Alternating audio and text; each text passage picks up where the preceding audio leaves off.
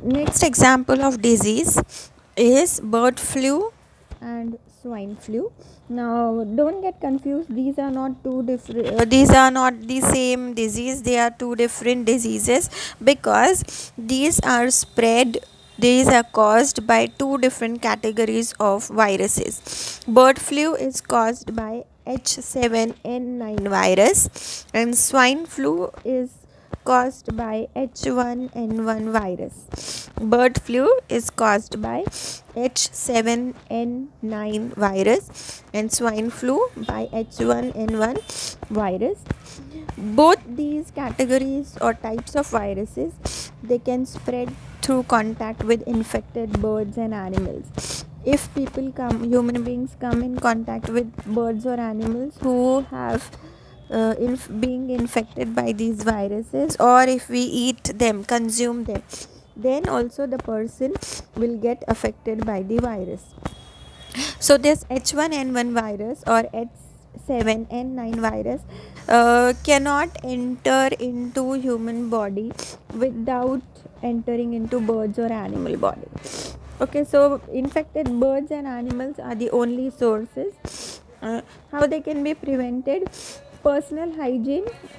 Make sure if you deal with your pets, animals or bird, make sure that you clean your hands properly, you have a bath properly, your clothes are clean. So personal hygiene has to be maintained. Then make sure if you're eating some meat or chicken, then it has to be properly cleaned and cooked. Next example of disease is dengue. Dengue is again caused by a virus, and what is the mode of infection? Mosquito bite. That means this dengue virus cannot directly enter into human body. It can enter into human body only when a mosquito carrying this virus will bite the human being. So that means this virus requires a mosquito for living a particular stage of its life.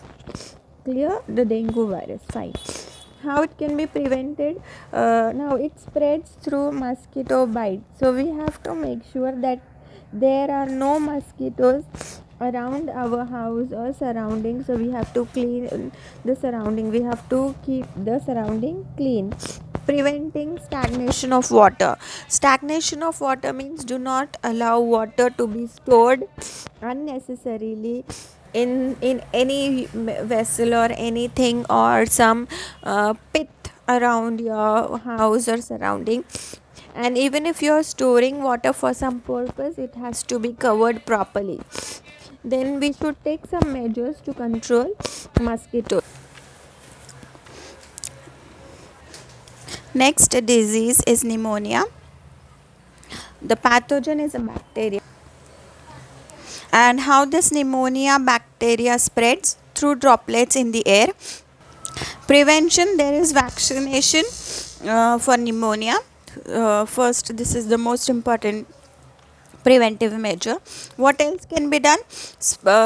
Try not to become in contact with the infected person. Next disease is leprosy, again caused by a bacteria.